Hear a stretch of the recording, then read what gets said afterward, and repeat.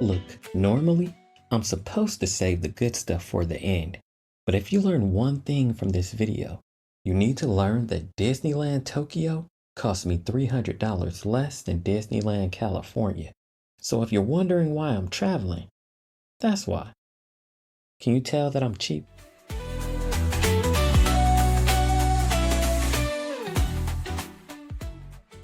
For those who didn't watch the first two episodes, let me make something clear.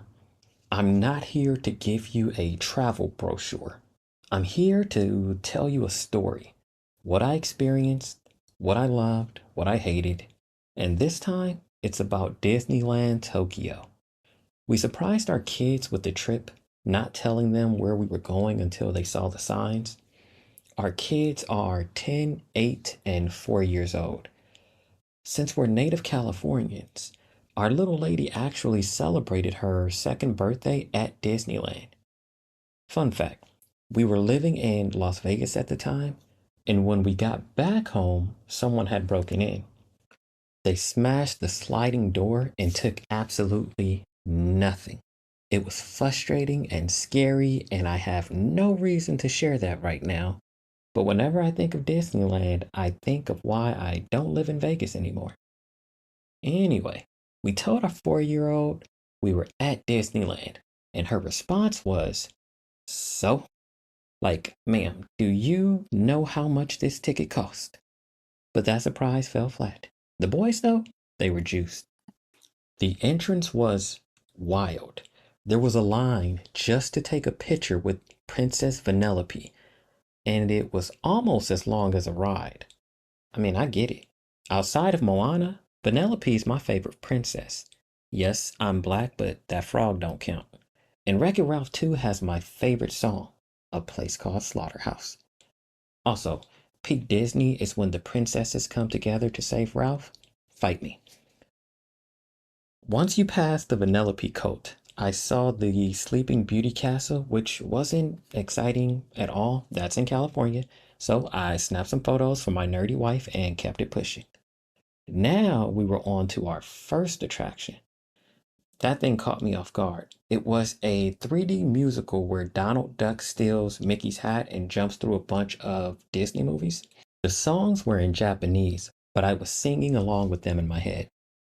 Some of the effects were a little over the top, which gave me a slight headache, but seeing my kids enjoy it despite the language barrier, that's a win. Once we were back outside, it was time to eat. One of our kids is allergic to milk and eggs, so I already knew the struggle was coming. But first, I went to the wrong restaurant because of course I did. Then I had to sprint across Disneyland to find the right one. By the time I arrived, the food was gone. But they got me another plate. Solid customer service. Listen to me, none of that matters. What really matters is that I had one of the best experiences of my life in this restaurant. A moment I have dreamt about. I thought it would never happen because Tokyo was so touristy, but I know it did. I feel it in my spirit. You see, a little kid slammed into her mom because she was staring at me so hard. And that's when I knew, yep, I'm the first black guy this kid has ever seen. That moment, priceless. I wish I recorded it. I'd watch it every day. Also, shout out to my eldest for humbling me during lunch. He didn't want to eat his food, and I thought he was being picky. Turns out, he just wanted vegetables. He straight up told me he doesn't like meat. And after some questions, I realized I need to listen more and talk less, which is hard, but I'm gonna try. Next, we were back at it. Disneyland Tokyo is built kind of like in a circle, so it's easy to move between areas. The only issue is the main road was always closed for the parade. Even when there was no parade, traffic guards made sure you moved along the proper way. It was annoying, but still, it didn't put a damper on my parade. Our next ride was A Small World with Groot. Now, let me tell you this. I feared this ride. Back in California, it was notorious for getting stuck, at least in the early 2000s. My friends had horror stories of being trapped in there, listening to that song on repeat. It's a small world after all. I wanted no parts of it.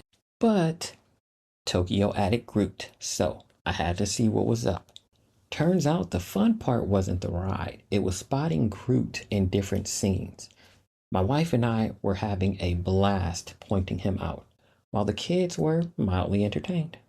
We rode a few more rides, shared some strawberry churros, and bought socks because 4-year olds have the strangest shopping request. Each of the kids got to pick 2 more rides. We could have stayed longer, maybe even caught the fireworks, but they were wiped out from all the walking, and I wasn't about to force the experience. So, was it worth it? Absolutely. Disneyland Tokyo isn't just cheaper, it's a vibe. The layout is smart, the food is decent if you can find the right restaurant. Overall, the experiences feel unique but still familiar. But what's most important is that my kids had fun. Not to mention, I got a core memory because of some random, adorable little girl. So, yeah, traveling the world, worth it. And if you're ever debating between Disneyland Tokyo and Disneyland California, save yourself $300 and book a flight. I'm just playing. You know the cost of the flight is going to hit your pockets even harder. But you can always grab some ramen. Ramen makes any hole in your bank account better. Trust me. Or don't. I wouldn't trust a person who almost peed himself while traveling to a comedy club in Tokyo. And if you want to learn more about that hot mess, click on the link.